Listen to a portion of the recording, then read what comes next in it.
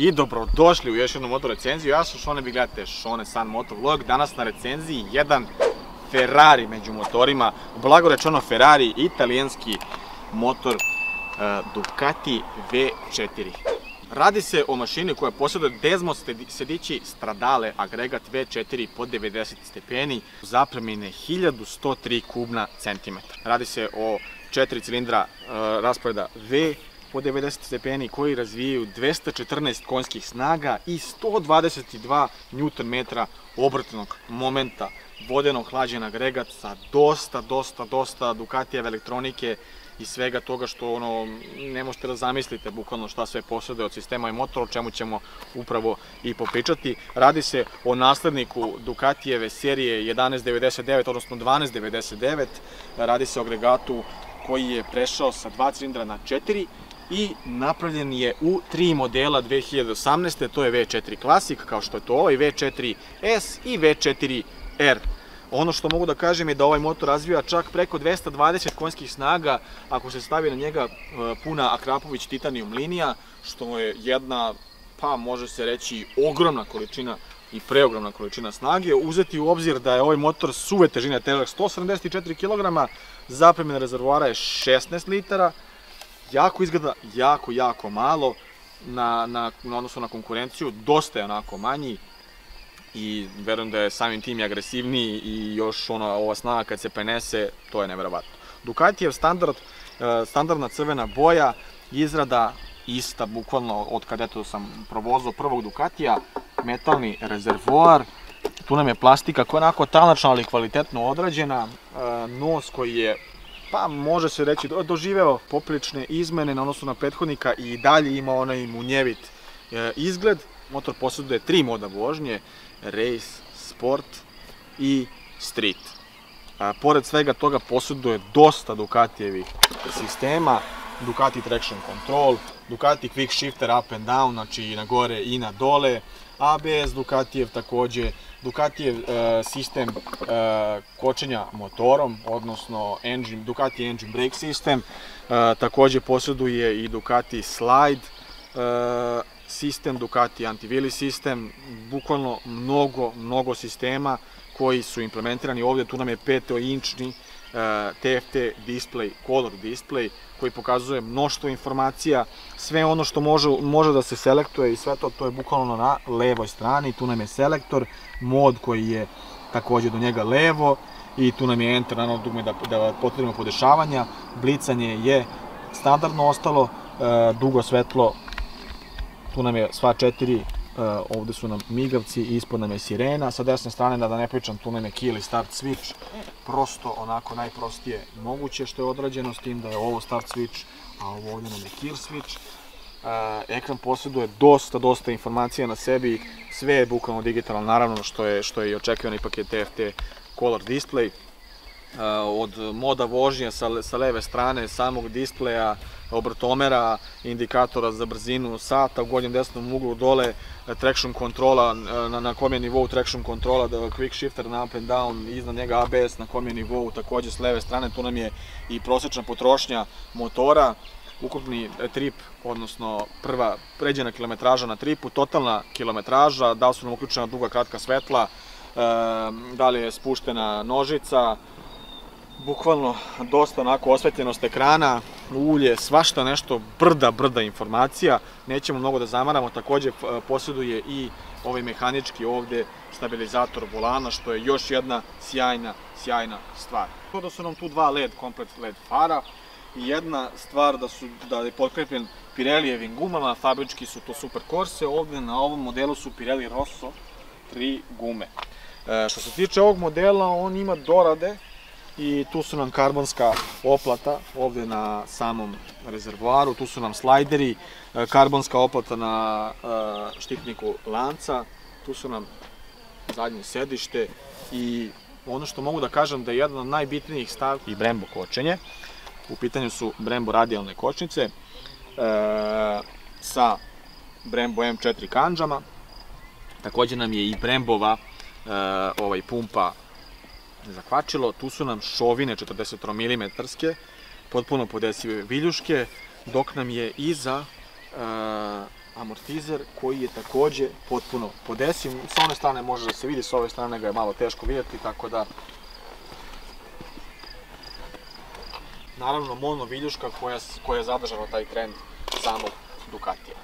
Tako da mislim da pre nego što krenemo u ovaj video, lajkujte ga kao znak podrške za rad mog kanala, subscribeujte se na kanal i uključite ono zvonce da biste vidjeli u toku s novim klipovima, komentarišite obavezno ovaj video. I da vidite kako meni sa 186 stoji ovaj motor, noge su mi potpuno ispaljene, ali može se reći da je malo sedaniše. Kažem da je motor dosta mali onako na odnosu na moj RR, dosta je mali i dosta je uži napred. Mi ajde da pređemo na vožnju motora dok nam ne padne ovaj mrak i da probamo konačno ovaj brutalan Ducati.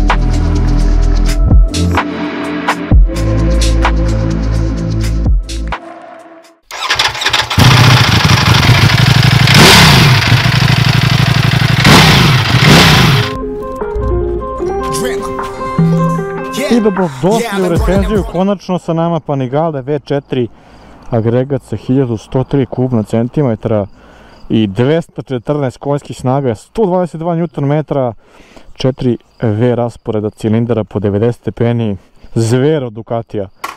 U izvedbi V4, a pored njega rađene su, kao što sam napomenuo malo pre, i S varijanta i R varijanta. Idemo sad konačno da ga provozamo, onako deluje malo na odnosu na moj RR, ali jeste mali na odnosu na RR. Sad ćemo da vidimo kako se on ponaša u vožnji. Jedva čekam, dugo nisam vozio Ducatija. Mogu reći odmah da je sedište neudobno. Nožica je poprilično daleko, onako. Moram dosta da ispravim nogu da bih došao do nje. Ekran je u crnoj i beloj varijanti, crnoj kad je mrak. Čudno paljenje. I dosta je nisko onako shifter. Dugo nisam vozio Ducatija. Mogu samo da kažem da je na RR-a dosta je uži. Sam izgled ćemo odmah definisati. Panigale Classic izgled samo još malo onako oštriji i bolji. Dosta je uzan napred. Rezervoar mu je širi nego nos motora. I kom sam ja modu? U street modu, dobro. Oštre linije, integrisani migavci u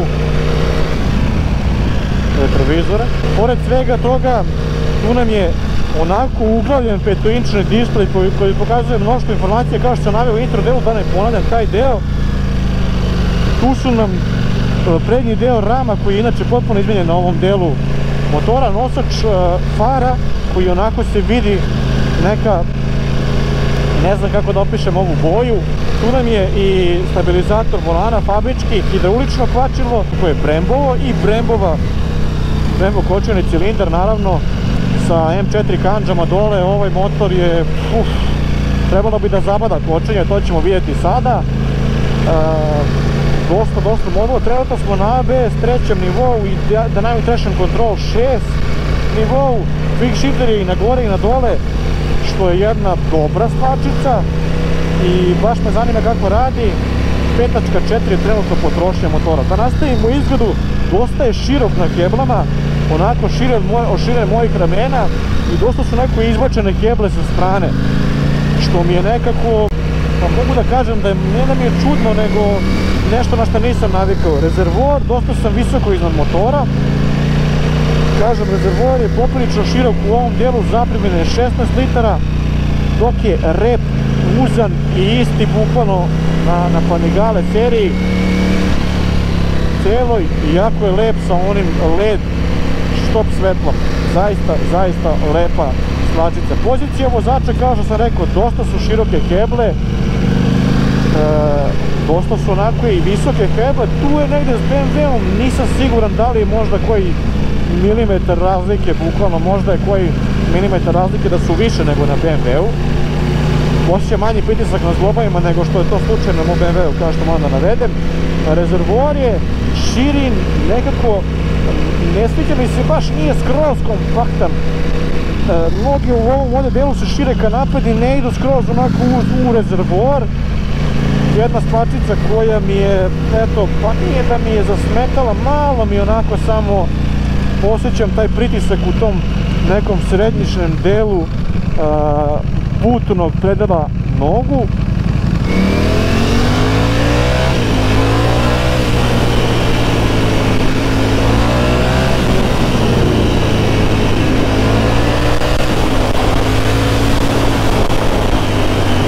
Kočenje mi nije onako koliko je na BMW-u, jednostavno, verovali ili ne, očekivao sam bolje, ali ajde da završimo komentarisanje same pozicije vozača. Rekao sam, shifter je dosta onako dole niže, agresivnija pozicija samog shiftera, dosta su malo više i ovi sami fuzasteri, što je jedna dobra stvačica što se tiče tog race položaja, potpuni bukvalno onako nekako race položaj. Sad ćemo da ga provozamo, moram da ga probam zaista, dok je ovako, dok se vidi.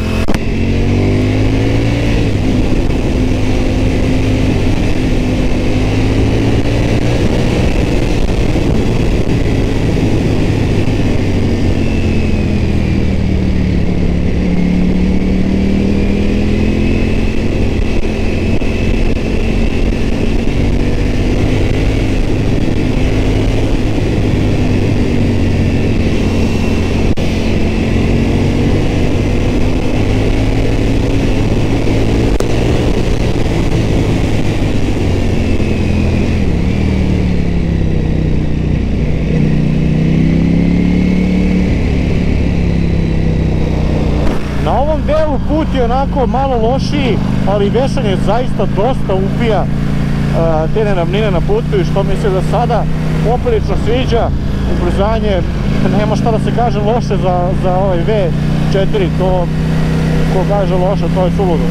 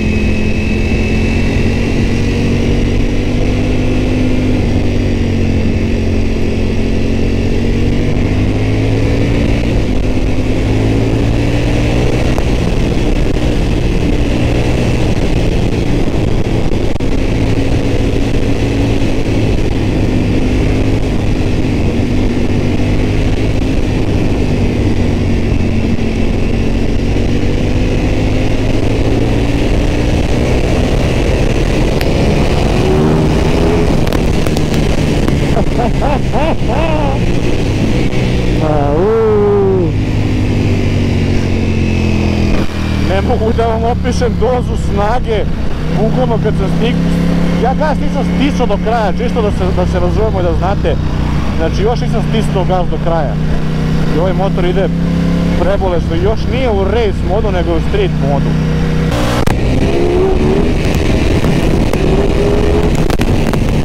Ljudi, ja sam u šoku, trenutno sam u šoku, znači 214 konjskih snaga iz ovog motora sa 122 Nm koji čupaju sve sa zemljom, bukvalno.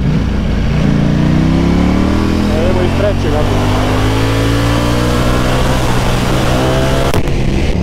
Kočenje na prvu nije delovalo onako kao što sam zamišljao, iskreno. Trebalo bi da čupa, ali okej, kad se malo jače stisne, već okej koči. Mislim, okej, odlično koči već kad se jače stisne.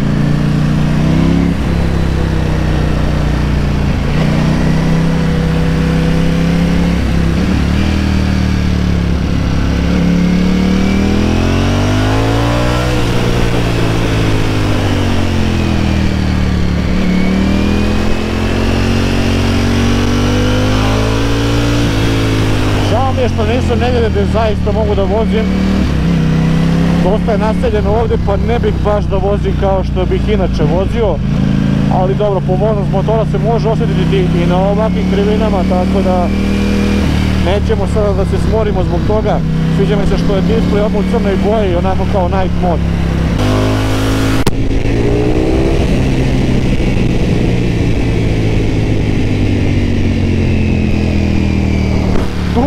se pale kao na BMW-u, prekidač koji se gurne ka napred.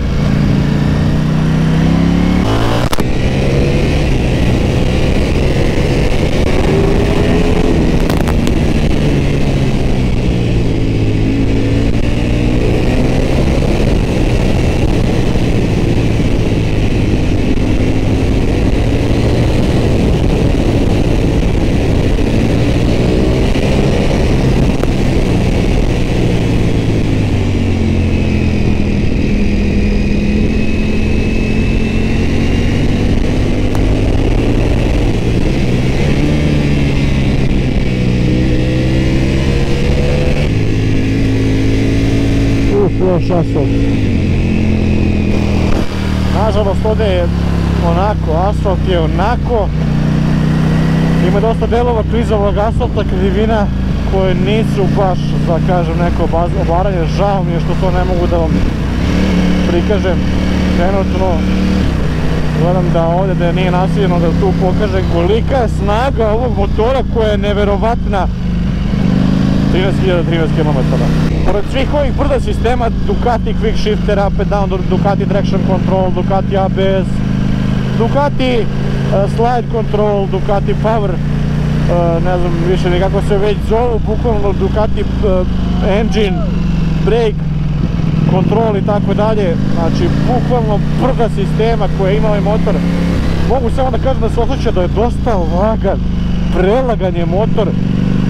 Ovo snaga još kad se implementira na tu težinu motora, ovi newton metri bukvalno čupaju i počupaju sve. Ne sviđa mi se asfalt, kažem, mnogo je loš asfalt ovdje, to je onaj klizavi asfalt i to je stvar koja mi se nikako ne sviđa.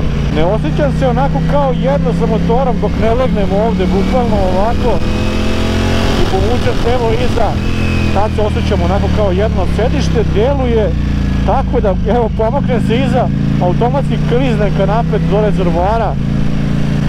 Nemam prostora za neko pomeranje sad iza specijalno, znači bukvalno kliznem ka napred. Mogu da prokomentarišem da je ciklistika motora fenomenalna. Zašto? Jer sam u jednoj dve krivine imao priliku da osjetim to i pre nego što sam ovo snimao. Imao sam priliku da osjetim kako ide ovaj motor i ide zaista dobro. U smislu, vozi se zaista dobro. Nije za nekog ko je tek počeo da vozi, naravno. Tvrđe je sjedište, za sad mi ne smeta, ali nekom je na BMW-u udobnije. Čini mi se bar tako, ali dobro, nećemo da ga poredimo sa mojim BMW-om iz 2013. Ovaj motor iz 2018. Ovaj motor nema ono klasično suvo kvačilo koje je na varijanti R. Inače, na varijanti S i na varijanti običan V4, tu nam je opet kvačilo.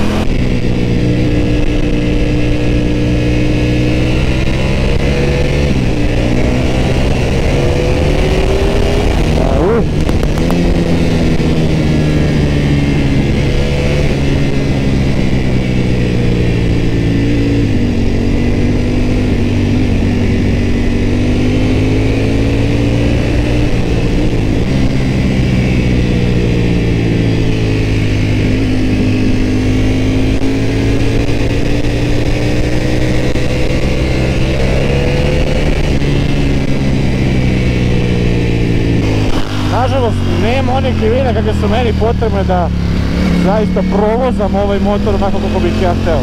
Nije za svakog motor i ne može da ga vozi svako, treba znanje, treba iskustva i onako je malo teži za vožnju, nekako se ne osjećam kao na BMW-u da smo ono jedno i nije toliko lagan za vožnju kao ni svaki Ducati, jednostavno to nisu motori koji su laki za vožnju.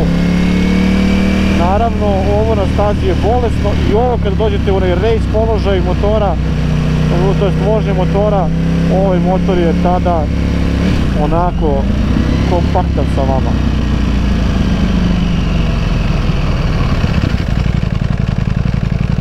Što se tiče snage, tu nema šta da kažem osim da ima enormno i ubrzanja koje vuče. Evo, druga brzina od malog nivoa obrtaja, znači pun gas, bukvalno ne sve stisnem pun gas. Nemam gde da ga stisnem, nemam gde da povučem pun gas, bukvalno nemam gde da povučem pun gas. Mislim da je ovo do sada motor koji sam testirao, od svih motora koji sam testirao, motor koji ima najjače ubrzanje. Au, bra. Farovi, ništa se ne vidi. Eto. Ništa se ne vidi, što mi se, dobro, naravno ne sviđa, ali okej. Vešanje, rekao sam, dosta upija, ali dosta i tvrd motor, ali dosta upija. Ne osjećam onako prepreke kao što sam već naveo. Menjač je standardno Ducati, mekanje, hidraulično kvačilo, shifter nismo probali, probat ćemo ga sad kad budemo.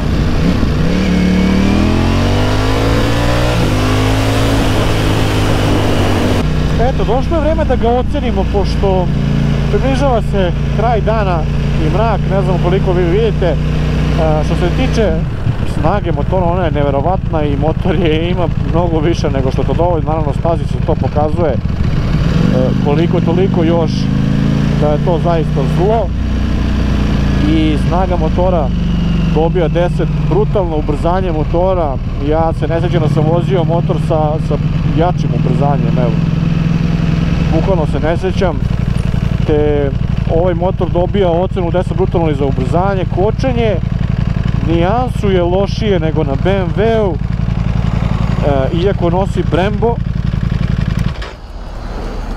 Vibracije na motoru mi ne smetaju, nervira me ova nožica, ne sviđa mi se nožica. Vibracije na motoru mi ne smetaju, ne znam kakav je pri dužoj nekoj vožnji, jako je lep motor, izgleda motora je 10 brutalno, isto zaista, ovo je motor koji god motor ostane pored, on pored njega, bit će uvijek najlepši motor, po mom nekom mišljenju.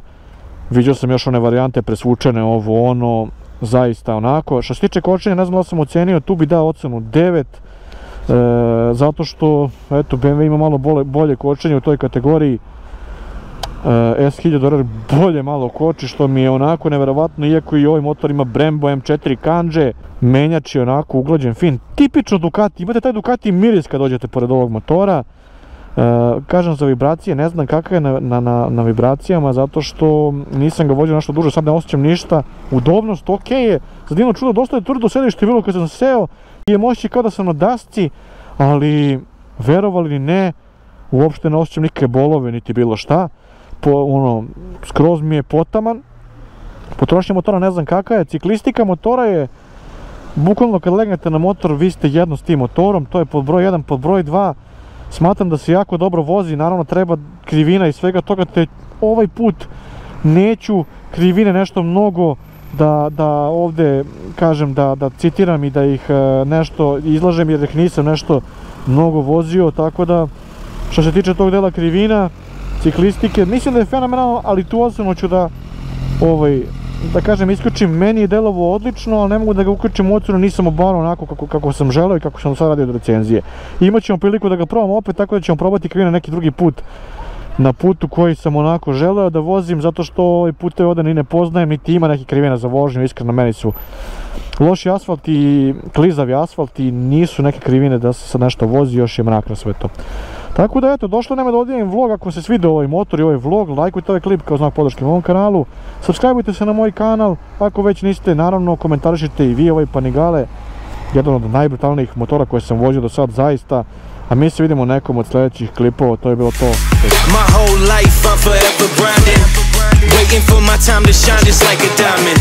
When life is rough and I ain't with that funny stuff, I use it all as motivation, but it's hard to have the patience. Watching time fly by might be the hardest thing I have to do in life. Frustrated that I ain't where I want to be.